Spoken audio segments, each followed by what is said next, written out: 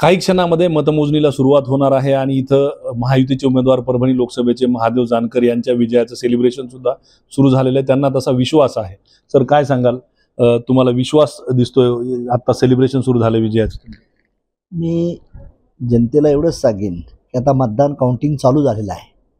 जय आपला 100% आहे, तरी परंतु कार्यकर्त्यानं जय पराजयाला खचून न जाता विजय झाला म्हणजे उन्माद करू नका आणि पराजय झाला म्हणून रडत बसू नका, हीच माझी कार्यकर्त्याला विनंती आहे। संयमानं या देशातल्या जनतेनं जो कौल दिलेला आहे आपण ते मान्य करण्याचा प्रयत्न करावा। मला भरोसा आहे मी 100% विन होणार आहे। त्यामुळे तुम्ही जी कष्ट केलं ते वाया जाणार नाही। तरी परंतु जिंकून जरी आलो तर आपण सर्व जनतेला घेऊन सर्व बांधवांना घेऊन संयमानं चाललं पाहिजे। कुठं हे करता कामा नये की अपुरे हर्रे असं न करता संयमानं चालावं, हीच या माध्यमातून मी विनंती करीन आपल्या तमाम परभणीकरांना, जनतेला, कार्यकर्त्यांना।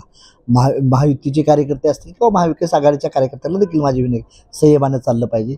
जो परभणीकरांना कौल दिला आहे तो आपण मानला पाहिजे आणि विकासाच्या दृष्टीनं ज्या दिवशी मतदान झालं त्या दिवशी संपलं, पण आता काउंटिंग झालं आहे, आता रिझल्ट आलेला आहे, त्या दिवशी आपलं राजकारण बाजूला ठेवून परभणीच्या विकासासाठी कसं आपण चालता येईल, या भागातला शेतकरी सिंचनयुक्त कसा भरला पाहिजे, युवकांना MIDC कामं कशी मिळाली पाहिजेत, मेडिकल हब कसं उभा करता येईल, रेल्वेचं फॅक्टरीच्या दृष्टीने काय विचार करता येईल किंवा डिफेन्सच्या दृष्टीने एखादी फॅक्टरी कशी उभा करून आपला जो परभणीकर मुंबई पुण्याला जो सर्व्हिसला जातोय तो त्या परभणीमध्ये राहायला पाहिजे। एक्सलंट शिक्षण, एक्सलंट फार्मर ही कल्पना घेऊन आपल्याला हा मतदारसंघ कसा मोठा करता येईल या दृष्टीने तमाम जनतेनं प्रयत्न करावा, हे मी नम्र आवाहन परभणीकरांना करतो। काय गणित असणार आहे विजयाचं तुमचं? परभणी लोकसभेचं 6 विधानसभा आहेत परभणी, 6ही ठिकाणी जनतेनं माझ्यावर प्रेम केलं।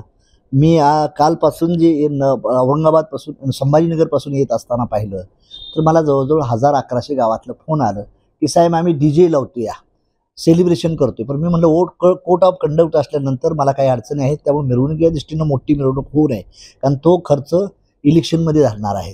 त्यामुळं माझ्या कार्यकर्त्यांना देखील माझी विनंती आहे की तुमच्या गावात ते करा। मी काय करीन, कोड ऑफ कंडक्ट संपल्यानंतर मोठी रॅली काढण्यासाठी मी प्रत्येक तालुक्याला गावाला येण्याचा मी प्रयत्न करीन। आता जर तो हिशोबात पैसा धरला तर आपल्याला अडचण होती, म्हणून कार्यकर्त्यांना देखील महायुतीच्या सर्व नेत्यांना, कार्यकर्त्यांना माझी विनंती आहे की गावागावात सेलिब्रेशन करा आणि 100% विजय आपला आहे। आज मीडियाचा कौल माझ्या विरोधातला आहे, निगेटिव्ह आहे, माझ्या विरोधकाचा त्यांच्या बाजूचा आहे, पण माझं मन अंतर्मन म्हणते की मी 40 ते 50 हजारांना विजयी होणार आहे। आणि उद्या जे कलेक्टर साहेब पत्र देणार आहे सर्टिफिकेट घेऊनच मी दिल्लीला जाणार आहे, कॉन्फिडन्स आहे। याचे कौल दाखवले जे नरेंद्र मोदी यांच्या बाजूनं, राज्याचे कौल विरोधात दिसत आहेत महायुतीच्या, काय सांगाल? काही नाही साहेब, हाच राजस्थानला कौल हाच दिलता, मध्य प्रदेशला कौल हाच दिलता की BJP थम्पिंग मिळवणं काँग्रेस येते, तिथं थम्पिंग मिळवणं BJP आली। त्यामुळं महाराष्ट्रातलं देखील कौल 41 सीट ह्या महायुतीला येतील आणि 5 ते 6 जागा हे महाविकास आघाडीला लागतील, हे मी आजही फर्म आहे। पहिल्यापासून मी तेच सांगतो, 41 seat win by the Mahayuti and 6 or 8 seat win by the Maha Vikas Aghadi. तर हे होते महादेव जानकर यांनी स्पष्ट केलं की आज मी इथून गुलाल घेऊन जाणार आहे। कॅमेरा पर्सन विशालसह पंकज क्षीरसागर, ABP माझा, परभणी।